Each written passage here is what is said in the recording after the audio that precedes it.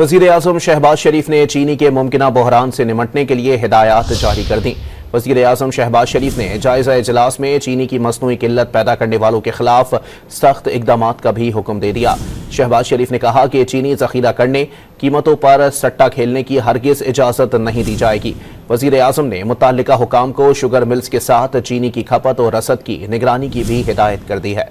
वज़ीर-ए-आज़म शहबाज शरीफ ने चीनी के मुमकिना बहरान से निमटने के लिए हिदायत जारी कर दी। वज़ीर-ए-आज़म शहबाज शरीफ ने जायज़ा इजलास में चीनी की मसनूई किल्लत पैदा करने वालों के खिलाफ सख्त इक़दामात का भी हुक्म दे दिया। शहबाज शरीफ ने कहा कि चीनी ज़ख़ीरा करने, कीमतों पर सट्टा खेलने की हरगिज़ इजाज़त नहीं दी जाएगी।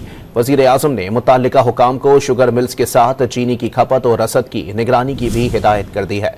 वज़ीर-ए-आज़म शहबाज शरीफ ने चीनी के मुमकिना बहरान से निमटने के लिए हिदायत जारी कर दी।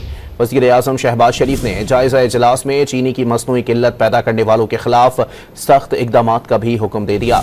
शहबाज शरीफ ने कहा कि चीनी ज़ख़ीरा करने, कीमतों पर सट्टा खेलने की हरगिज़ इजाज़त नहीं दी जाएगी।